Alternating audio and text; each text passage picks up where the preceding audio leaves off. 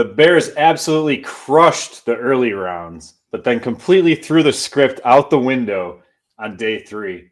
Let's dive into this wild 2025 NFL draft.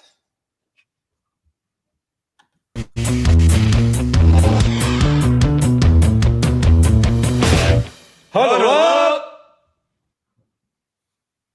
All right, huddle up, Hallis Huddlers. Don't have to shout anymore. I can just let the video do the work. The NFL draft is over. How are you guys feeling? We're going to dive in. We're going to talk. Best time of year. Still the best time of year. Justin? Oh, absolutely the best time of year. I mean, hanging out with you guys Thursday night was awesome. Yes. Like kind of in suspense, what's going to happen at 10 was a lot of fun to that build up. And the Bears got some pretty good players. So it's exciting. Yeah, I think what you said at the beginning, Rob, kind of nails it. That first day, not too many issues. I'm glad we didn't record that night because I think over time my feelings kind of evolved. And even for the draft as a whole, I can say that. But day 3 did have some questions, some head scratchers. Yeah, day 1 was definitely emotional. As long as you guys don't have anything else to add to like just the overall feel of the draft, I'll throw up the first slide and we can just get right into it. Let's do it. All right. So that first day, right? I mean, things were moving along. 1 pick in and then absolute chaos. The Cleveland Browns trade down from 2. The Jaguars move up to 5. And the first 7 picks went exactly how we expected. And the Chicago Bears ended up taking Colston Loveland at 10. Fans were hit or miss, I feel like, on this one. I think people were upset that it wasn't Tyler Warren, who seemed to be the consensus number 1 tight end. I know he was the number 1 on our board. Some people were thinking that Loveland could have been available in the 20s down to almost the 2nd round. I'll just say it. He was number 15 on my overall board. He was 11 on my Bears big board, so he just missed that top 10 ranking for me.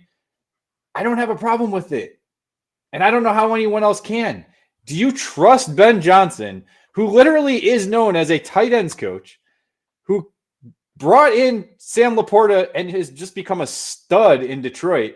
If you trust him and you wanted him, then you shouldn't be upset with this pick. That's all I got for this. I'll start with 2 things off of what you said, Rob. So first of all, I would not say it was a consensus that Warren was the number 1. There were definitely rumors out there that some teams thought Loveland was above Warren. Clearly the Bears were because Warren was available. They could have had either one. To your second point about maybe he could have fallen to the 20s, it was very clear, other than that big trade you cited of Jacksonville moving up to 2 from 5, there was no trade back options. Not until much later in the round did you start to see some trade backs. So I don't think, as we were watching together, we saw the clock ticking down. The Bears very well may have been trying to wheel and deal, make a call, take some calls, but the clock's ticking. You don't want your pick to go by, and you get a very strong player who, I mean, Ben Johnson was very thrilled to be drafting Loveland. It wasn't like he's like, I guess we'll take him. They have a plan for this guy, and I feel like he will have an immediate impact as of this season and for many more to come. I mean, he's a 21-year-old prospect, so very exciting. Yeah, I mean, this Loveland pick, it was surprising. I think we can all agree that it was surprising, right? There's a lot of build-up to this draft, and Tyler Warren was really a lot of the focus here on this podcast, kind of a focus more in Chicago media. As things were progressing towards the draft and more analysts are getting their I know Nate Tice was really high on Colston Loveland. I don't know specifically over Warren, but I know that he said he's a better receiver and a better blocker. So what else do you really want, right? So there's a lot of noise out there coming in that Loveland might have been higher than Warren on a lot of boards, but I just think that there's such momentum towards Warren that like when it came the other way, the initial reaction is what? Because it was so unexpected, right? It was almost like a little bit of bait and switch. And look, there was a bit of stunned silence in Justin's living room, right? Yep. Between the 3 of us, right? The CHGO reaction was nothing compared to the Roma Dunze reaction last year. So I guess I understand where it's coming. And to Justin's point, I'm glad we didn't record that night. But I mean, now at this point, if you were on board with Tyler Warren at 10, right, which we did in a couple of mocks here, so we know the comments. Some people like, some people didn't like. I don't expect the people who didn't like Warren to all of a sudden like Loveland. Like, that's fine. But if you were on board with Warren, Loveland was clearly the Bears' guy. Loveland was clearly Ben Johnson's guy. So you got to be on board with Loveland. So I'm excited for all the reasons that, Justin pointed out. 21, playmaker. Keep in mind, he's much more of a receiving type tight end than Cole Kmet, right? He's much more the Brock Bowers, Sam Laporta type. So one thing that Ben Johnson had said earlier, if we really had been paying attention, was that he wants his weapons to be more like a basketball team. He wants a point guard, a shooting guard. He wants a lot of variety within his weapons instead of doubling down. So maybe Warren and Kmet did kind of duplicate some of their skill set there. But Loveland, it's a hard guy to hate, especially all the stuff personally that's coming out about him. Like, I just think if that's what Ben Johnson wants to define his first draft class with, I'm all about it. Yeah. I mean, if the only difference is Loveland won't ever be in the Wildcat taking snaps, then, I think part of the excitement of Warren is just he's a gadget. You can do anything with him. But Loveland has a lot of versatility to his game too. Rob, like you said, and maybe you want to comment a little further on this, he could be utilized a lot like Sam Laporta. Yeah, so I think he gets a bad rep for his blocking ability. A lot of people just view him as the Brock Bowers, just the outside wide receiver type, but he can play in line. And, he's not the best blocker, but he definitely puts his body on the line. He did it this past season dealing with a shoulder injury. And look, he's not going to move mountains of men, but he does enough, and he's probably already just as good, if not maybe better blocker than Cole Kmet. So I think, to your point, Bob, you say he wants a basketball team, but he also talks about, like, we're constantly bringing up the fact that he wants basically everything to kind of look the same, right, on every single play. And then it's like things just happen, right? You don't know who's going to be getting the ball. If you're moving Loveland in line, you put Cole Kmet in the slot, like, those things are fine. We've seen Kmet run that spot too. So it's like, I think there's versatility here, but there's also like some similarities, or at least enough similarities where you can play them similarly. And he's a good route runner. His high pointing is better than Cole Kmet's. I'll give him that one already. Great hands, catches away from the body. His route running is fantastic. He's got a huge catch radius. I think it's a great pick. I will say I was a little disappointed to see Micah Williams go at number 11, though. That one hurt me personally, but I'm not that upset about it. I mean, that's definitely a guy there that in 2-3 years, when we look back, like, it's worth keeping an eye on. We'll put it that way. I mean, hopefully they're both great players. They're both winners. Like, that's fine, but that's definitely something. Yeah, I'm hoping it's like a Darnell Wright, Jalen Carter situation, right? Where it's like, yeah, you might have passed on Carter, but you took a stud tackle who's going to be dominant in the NFL for a long time. Yeah. I mean, not to put too much stock in it, but it's the first pick of the Ben Johnson era. So I think that slightly leans towards, I'm going to take a playmaker on offense than a playmaker on defense. I mean, yeah. I wanted to touch on it too, because Justin, you were talking about how the clock was winding down and that there was like, we thought maybe they were potentially trying to move back at that point, right? There was a report that came out. I think it was Ian Rappaport who actually came out and stated that, look, there were a lot of teams interested in moving up for Loveland. And once Loveland went to Chicago, the phones just kind of died, right? Like, I think the next trade was like the Rams at 24, 23, somewhere around there. So, I mean, the phones just kind of died. And hey, to Chicago's credit, maybe they were the reason why. All right. Let's move on to what happened next.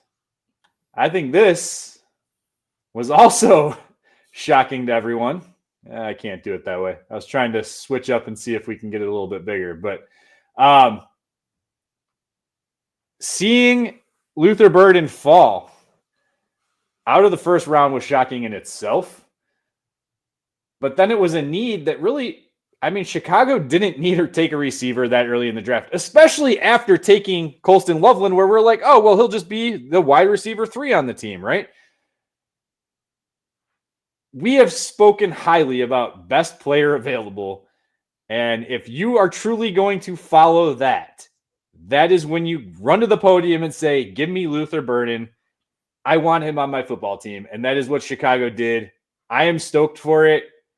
In his press conference, Ben Johnson literally he had one word, stud, right? That's how he described him. I'll let you guys speak to it.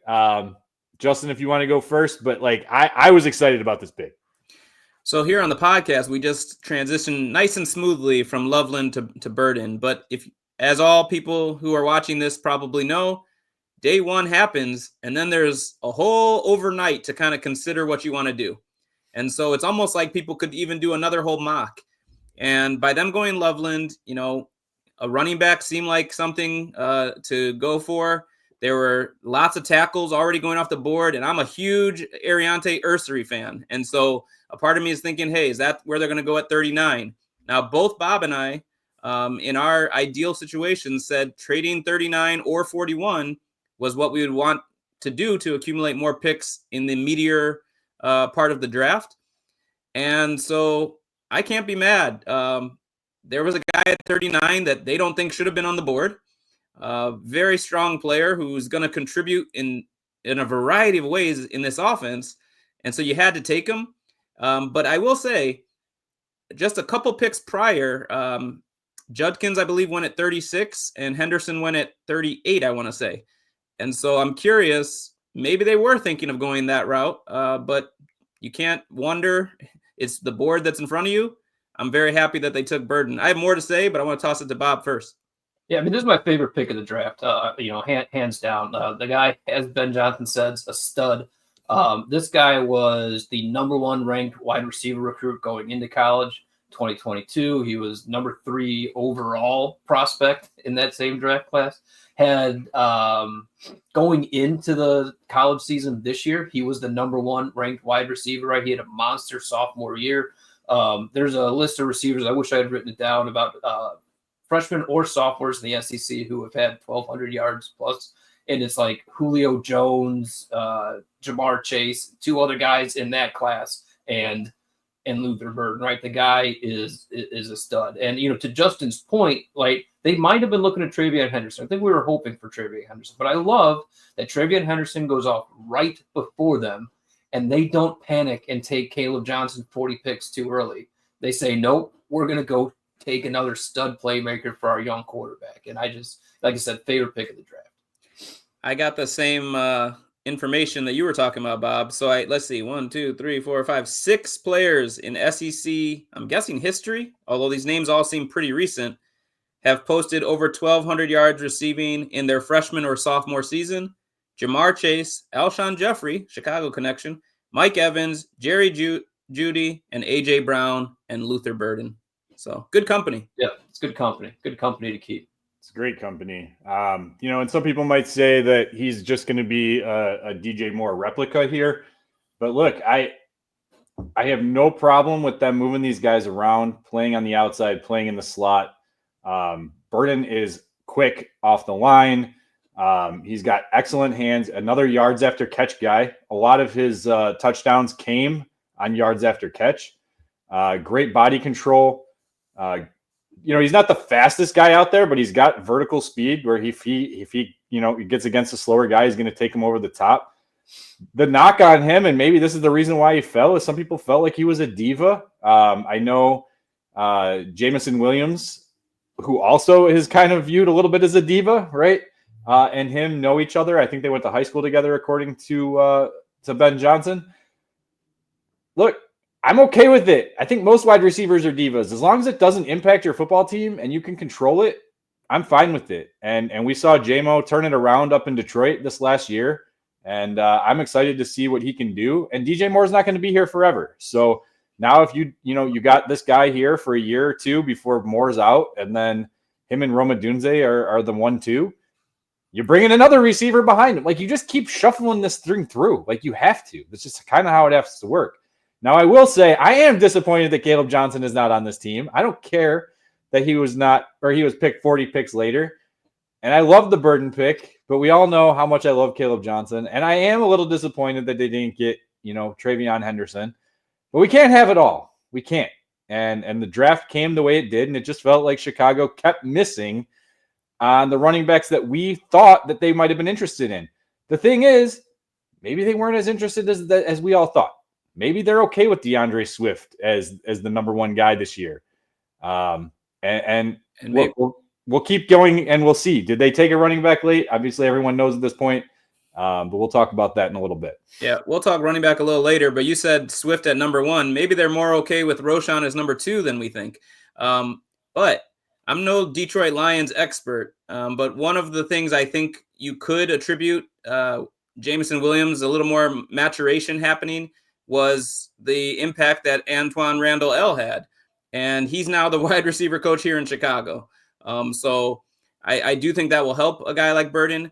I'm very happy with the pick. Bob said it's his favorite pick of the draft. And so we're not going to talk too negative, but Hallis Huddlers, if you are interested in hearing maybe a devil's advocate viewpoint on Steve Smith's podcast, I believe it's the 89 podcast or something. This was prior to the draft, so they didn't know where he was going to end up.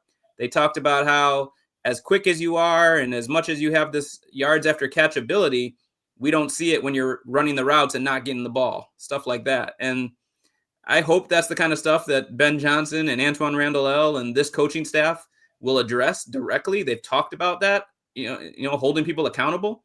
And if you're coming to a team that we think is going to be a winning organization, I think that kind of stuff gets figured out right away and nixed right away. So hopefully that's not an issue because what we see on the field when he does have the ball in his hands is quite remarkable. And the Bears, I feel like, really lacked in explosive plays, and this guy can provide that. Yeah, for those of you who don't know who Steve Smith is or not necessarily familiar with that, he's the wide receiver for the Panthers that torched the Bears in the playoffs, 16, 17 years ago now. So he's got some interesting things to say. It's kind of worth hearing because his experiences are valuable. But just last thing about these two picks, Ben Johnson talked about EPA being a thing, right? EPA, you got to have a higher EPA, like run after the catch. High percentage completions and then run after the catch is a big part of that. And that's all Luther Burden. And then also, Loveland's going to be doing the same thing. High percentage targets over the middle and get some run after the catch. So I just love these two picks for that reason. Yeah, and I do want to address one thing here. So I have blocking here as a weakness for him. He's not the best blocker. However, look, Ben Johnson came out and already said it. Guys, if you are on this team, because they've asked, how are you going to get the ball to everyone now on this team, right? His comment was, look, I want to know what you're doing when you're not getting the ball. I want to see what you're doing when you're running your routes. Are you actually running your routes or are you half-assing them? I want to know, are you blocking for the guy who is getting the ball? Because if you are doing those things, we are going to, as coaches, get you the football too, right? We're going to make a conscious effort to get you the ball.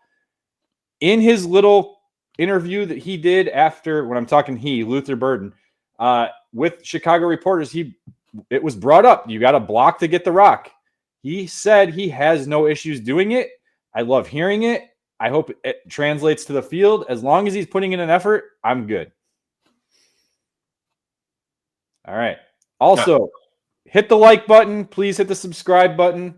We got a lot more content. It's going to slow down. The draft is, over. It's going to slow down here as we get closer to training camp. There's a big gap here of downtime here in the NFL. But we're going to keep going. We got some giveaways that we have planned over the summer here. So please stick with us. Hit the like button. Hit the subscribe button. And shout us out in the comments. Who do you want? Who did you want with these first or second picks, right? You tell us. All right, let's move on. Oh, it's a trade. It's a trade. Chicago Bears, just like Justin and Bob predicted, we're going to trade one of either 39 or 41, and they do. They move down from 41, give up their third-round pick, give up a seventh-round throwaway. I mean, that's just Trenton Gill pick right there. And they get starting running back pick. Come on. What was that? Starting running back pick. Possibly. Hey, possibly. But in return, they get 2 second-rounders and a fourth, which they didn't even have because they gave that up for, why can't I think of his name? The receiver from the Chargers. Anybody help me out? Thank you. Yes. Yeah. So now they have 2 seconds and a fourth instead of a second, third, and a seventh. I think it was a great deal. I liked the move at the time. Let's see what they did with it. Hey, they addressed the trenches. Finally. I think that's what we all wanted. We wanted to see some trench work. We had talked while we were in person. Like, look, we felt like two out, or not in person. This would have been over text afterwards. We felt like at least two out of the three picks had to go to the trenches. Well, now we got one on the board. Ozzy Trapilo is a guy we did mention a couple times here on the podcast. It wasn't anyone that we predicted that they would pick. But look, he stood out at the Senior Bowl, moved up in the rankings, obviously. And we all know how much they like Senior Bowl standouts. So, Bob, what did you think of this pick overall?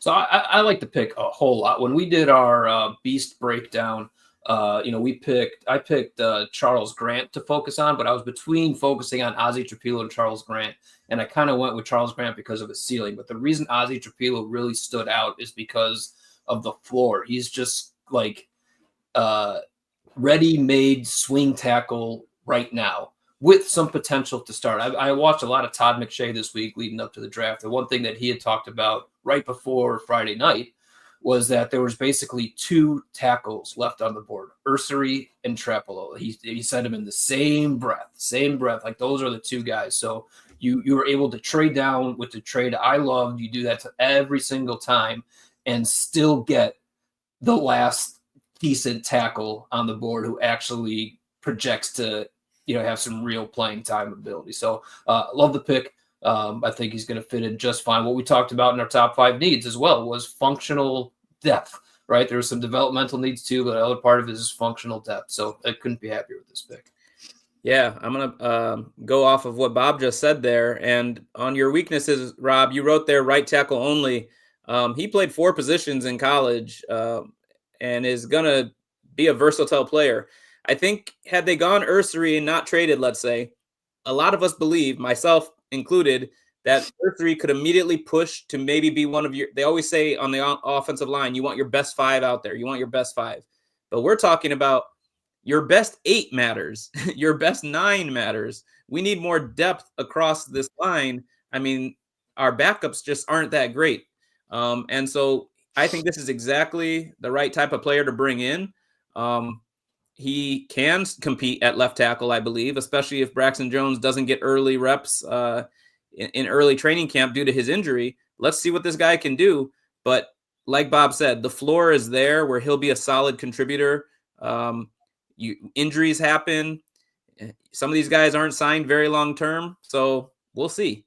But definitely like the pick, and I can't complain after the fact when I said I wanted them to trade either 39 or 41. That's what they did. It costs you Ursery, but it's good to know that this guy was available, 15 picks later? Pretty happy with this pick. I also predicted Texans were going to trade up to draft Ursery, and they did. Not with the Bears, but the Texans traded up to draft Ursery, so that was kind of fun to see. Yeah, real quick, just to talk about him, he's got a mean streak, right? So like when he's run blocking, he's going to block it until the whistle blows, maybe a little bit after at times. But what he does really well is he's got a good kick slide, and he's got a really good ability to recover. And that's what's needed because he does have those shorter arms. But he has patient hands too, where, he's not necessarily getting his hands in the wrong position. It does happen at times, and that's kind of why he is viewed as a, second. I had him as a 3rd round grade.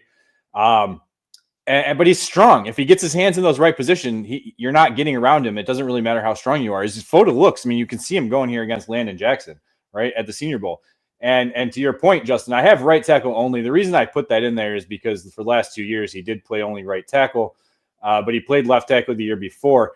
The issue, though, is, and could it be coincidence? I don't know, but, that year he gave up 5 sacks as a left tackle. As a right tackle over 2 years, he only gave up 2.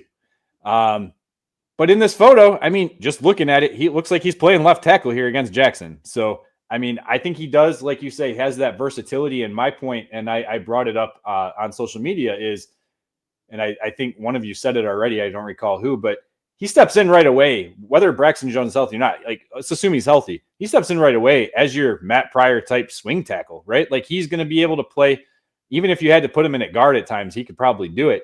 But he can play both sides of the line. And let's not forget, as much as I don't want it to happen, it does sound like they're open to moving Darnell Wright to left tackle.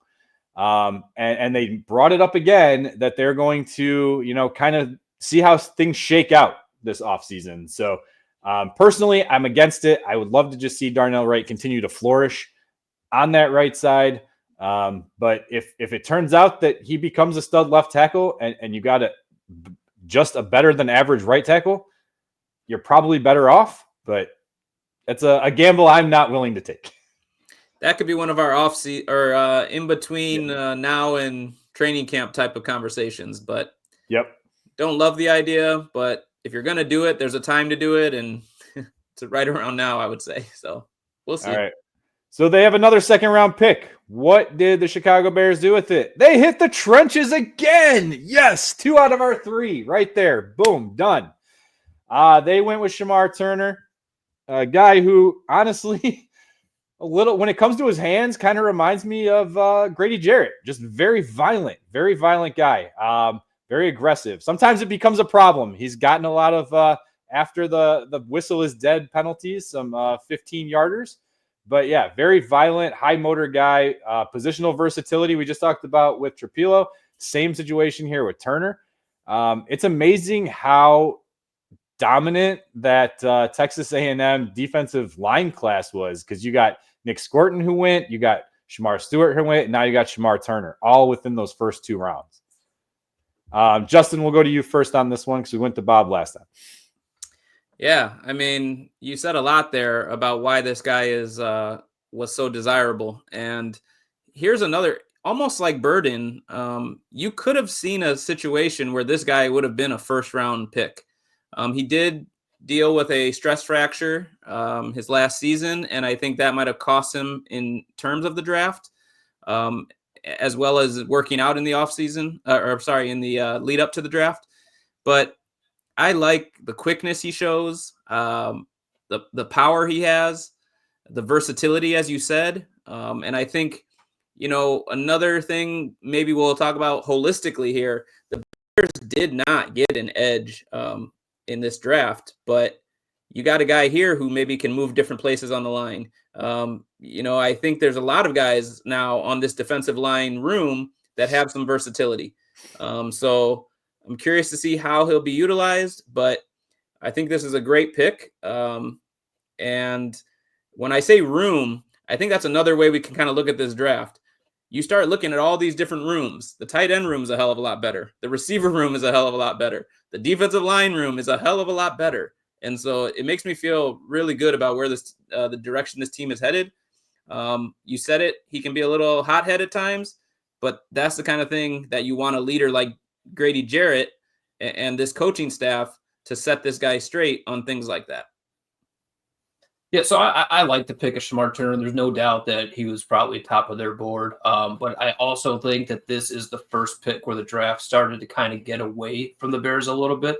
This hard-nosed commitment to solely best player available, which might sound silly coming from me talking about that. But like at this point, I might have rather them played the draft board a little bit more than just their own board. What I mean by that is there were some edges that went right after this pick. Ashton Gillott, Landon Jackson, Jordan Birch, all within 15 picks after they picked Shemar Turner, right? And then by the time they got to the 4th round, they just gave up on that pick, but there were some defensive tackles still at that 4th round pick. Deion Walker, Ty Robinson, CJ West, shout out Robert G on CJ West. Like, I would have much rather seen a Landon Jackson, CJ West pairing instead of a Shemar Turner, let's forfeit our 4th round pick pairing. So that's really my criticism here. But as far as Shemar Turner, I like everything about him. I love the edge he plays with. I love the versatility. There's no doubt that he was probably the best player available at that spot. I just think the draft could have gone differently had they tried to manipulate things a little bit more. Yeah, I mean, that's the problem. You never know how teams have guys graded, right?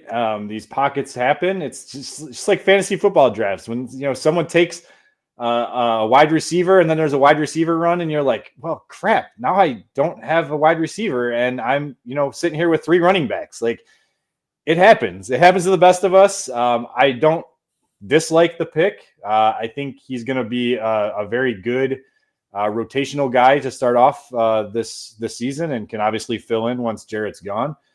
But to your point, Bob, yeah, I agree. I mean, there were definitely some guys there that, maybe coulda, woulda, shoulda. But unfortunately, hindsight is only 2020, and we had no clue how things were going to go. However, I think this is where I think I got to go to the next slide, because this is where it's going to start to get a little hairy. And it kind of, wait a minute. Before you do, okay, you just jumped right in right after Bob and just seamlessly started talking instead of calling out the fact that Bob Weiss was not in support of BPA. We're going to get into that a little bit. He called himself out. We're going to get into that a little bit more. He called himself out. Fair enough. He did. But I think, okay, and second round, I still think is BPA territory, right?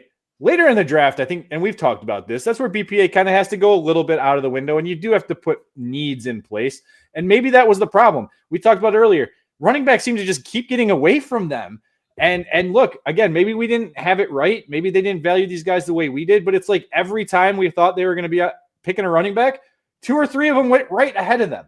So was it that they had to zig when, instead of zag? I don't know. We'll have to get into that. But I do think this next slide is going to really drive home the conversations that we were having during that first round and throughout that whole weekend.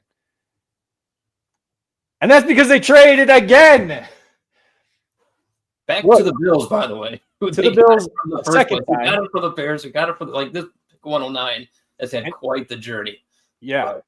I guess not quite the journey, just back and forth from Chicago to Buffalo 4 times. Right.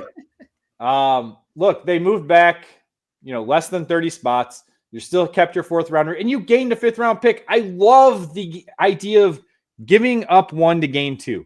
Makes a lot of sense.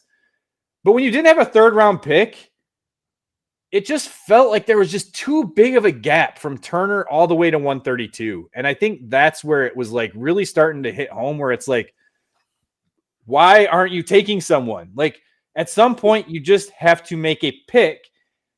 And I think, Bob and I were kind of on that going back and forth. Like, I was on the fence with this one. Why don't we just get to the actual pick that they made, too? Well, that's the other problem, right? Like, they didn't really draft anybody, right? That's the rest of the draft, guys. You how do you say it? Like, instead of just taking the best player available where they are, they traded down to make sure that the guy they actually wanted was the best player available there, right? That's manipulating things in a way that just it leaves you with less than ideal value, I think, in my mind. Now, they ended up trading another 5 this year for next year's 4, which that's hard to argue with, right? But that one, yeah, that one. Well, and they don't have a 4 next year. They traded that for Joe Tooney. So correct. Right, so they made them back whole. Like I get that, but the point that I really am trying to make here is that the Bears have won 15 games in the last 3 years combined. The Detroit Lions won 15 games last year. Your roster is not in a position to just take home run swings in the 4th and 5th round on athletes, right? Like 4th and 5th round, you're still finding functional players, functional depth. I don't care if you don't have them projected as high-level starters because they're lower ceiling guys in 3 years. Cut them, because your roster should hopefully be competitive by that, right? But right now, you still needed some competition at defensive end. You still need some guys to plug in the middle of that offensive line. You still need carries to be taken for the next 2 years until you find the guys you really, truly want. Like, the Bears are just in no position to just give away picks, right? Like, this honestly is worse than they did last year, drafting the punter in the 4th round, because they just punted their picks away this year, right? They're just like who does Ryan Poles think he is, and what type of roster does he think he has that you can just get away with just not drafting people in the 4th and 5th round? It's just it's frustrating. It's like, we put a slide together in our preview episode about, does Ryan Poles address the trenches? I think it's clear to say now that Ryan Poles is not a build through the trenches kind of guy. He is a purely BPA in the early rounds, I want to take my swings in the later rounds, and that's it. And it's just we'll find out. Are we going to run into depth issues on the offensive line again this year? Next year, are we going to be, man, I really wish we had a 4th round guard that could just plug in and play when we need him. But instead, we have Ruben Hippolyte, which I hope turns into a stud. But he was undrafted grade in multiple publications before the draft, right? That's a cute pick. It says I'm the smartest guy in the room pick, and it just obviously frustrates me. So just to touch on that, I will say, because Dane Brugler is, I think, the one that you're referencing, he had him as linebacker 35 as a UDFA. He did say on social media that after his pro day, he really shot up a lot of people's boards. And he's not sure. He didn't make it seem like he was going to make him draftable. But look, you're not going from a UDFA all the way to the 4th round just because of a pro day performance. All that I have here, and I almost did a slide for Ruben Hippolyte just for himself, and I wasn't going to put anything for speed or for strengths other than speed 3 times, speed. And then for weaknesses, I was just going to put too many to mention because he kind of seems like a tweener. Maybe they move him to safety at this point. He's like only 240 pounds. I do like him from a special team standpoint, right? Like I think him and Frazier could start off as gunners. They have a lot of speed, 4'4", 4'3" guys. Here's my issue. Even Frazier, had 6 interceptions, I think, this past year. But the competition level is way, way down, right? He played for UTSA, University of Texas of San Antonio, right? I think it's part of the ACC, but not top of the line talent that you're going up against in that division. Prior to that, he was at community college, and he's an older prospect as well. So out of these 4, I actually like Kyle Manangi. I can't even say his last name. The best. Manangi, I believe. Yeah, I like the running back in the 7th round the best, and maybe it's because of the position, and I wanted a running back, but. So I'll agree with you there. I like that position, that pick the best. He's the guy that Dane Brugler had a 4th round grade on, right in there with the George James and a lot of these other guys that we were thinking of going early. So hey, good job, going. Drafted him there. And just real quick, Justin, I know you've been sitting there not saying one. I like Ruben Hippolyte and Frazier if your roster was already in good shape. Take swings on those guys if your roster is already in good shape. And I just don't believe we're there yet. So the trades happened. I mean, I think getting a 4th next year is valuable. If you switch Manangi and Hippolyte on this chart, which you can't just do that. I mean, they took him at 132, but if you switch them and you end up with these 4 players, I think it did hit some of the things you need to do. They talk about on that point. I'll okay. I just said he's a 4th round grade. Yeah. Like you said, Rob, you need special teams guys. You need guys with speed. Hippolyte and Frazier both fit that bill. Newman is an option to hopefully develop and have depth at O-line. I wish, and Bob, maybe you have some of the names who they could have taken at guard, at 132. I'm sure. I mean, 60 picks matters. That's 2 full rounds of picks.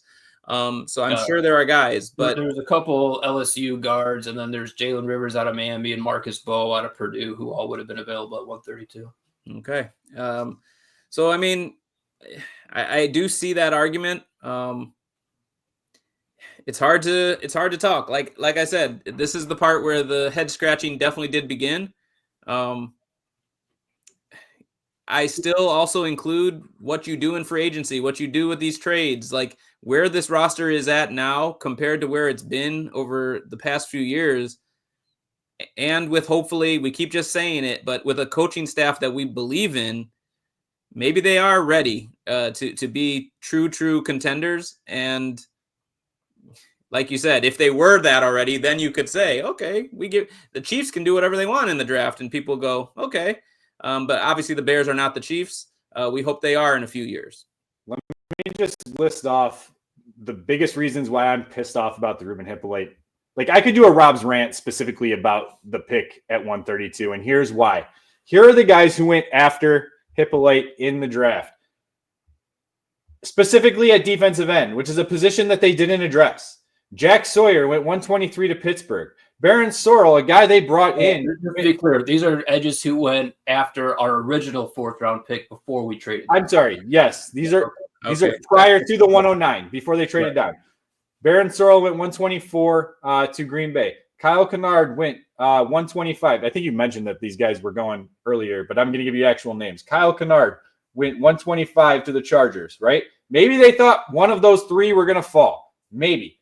But even after 132, you still had, let's see, you could have went with the best defensive tackle name ever in the whole entire draft, Tonka Hemingway. And then if you went defensive end earlier, I would have been much better off with it, right? I swear there was enough running backs. Running backs went off the board crazy afterwards too. You got ETN went after that pick. You don't like Jordan James who went after that pick. Jaden Blue went after that pick. DJ Giddens went after that pick.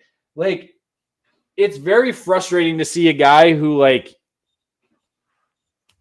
wasn't even really thought of. And to me, the Ruben Hippolyte is worse than the Kyron Amagaji pick, because at least Amagaji was ranked as a draftable player who then shot up boards leading up to the draft. I don't think he was worth a 3rd round pick, but he was talked about there.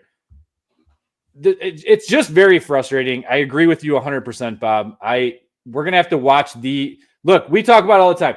4th through 7th round, 5th through 7th round, they're dart throws. 4th round picks still matter. And I don't know. I'm frustrated. And maybe he just wanted out of that 3rd round pick because he sucks at 3rd round, by the way. I'm looking forward to 17 years from now when Ruben Hippolyte is accepting his Hall of Fame jacket. He mentions the Hallis Huddle. Yeah, he mentions the Hallis Huddle as the one that doubted him, that lit that fire. I made that point at the end of our preview episode, right? About, who thought Devin Hester was going to be a Hall of Famer when he drafted a cornerback who can't even play cornerback. So who knows? Then just real quick, shout out Luke Newman here. I don't think there's anything wrong with that pick. Exactly the type of pick you get in the 6th round. But again, if Ryan Poles is like, I did address offensive line in the 6th round. Well, no, you did. You took a swing. We'll see what happens. But that's not something you're like, maybe you're penciling in as your 10th or 11th lineman, but that's not in ink. Is there any chance that a guy like Newman is in the same tier as the guys you mentioned, according to the Bears and their scouting staff? They better be. Otherwise, why did they draft him? Yeah. Well, I'm saying the guys they could have taken at 132. Like, was it that big of a tier at that point of like, all right, we'll just take a guy later? I mean, I still don't know why they jumped up at Hippolyte. Like, I don't understand that.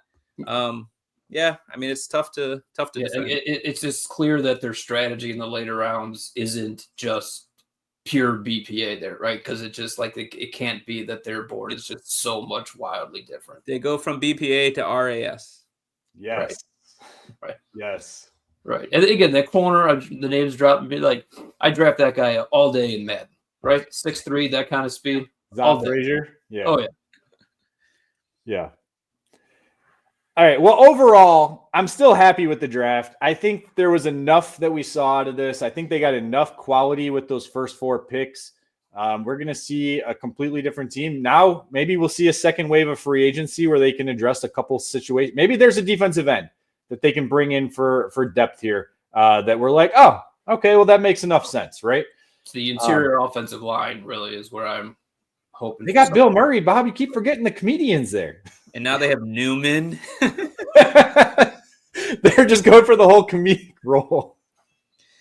And Ryan Bates, guys. I mean, I don't know. I'm surprised he wasn't dealt with those picks. Buffalo's like, no thanks, no thanks. I got nothing else after that one. Overall, still a very exciting draft class. I know I'm not being upset with the draft class and specifically the players. It's just more about what we finally feel like we absolutely know about how Ryan Poles builds his teams. Yeah, even with Ben Johnson as head coach. Yeah. All right. Well, let's see what happens. We got a lot to go through over the next few months, but thanks again for all the support over this draft season. It's been a lot of fun. I am exhausted. I'm sure you guys are exhausted, but we get a little bit of a break. And we'll be back with more content here soon. Until then, bear down, claws up.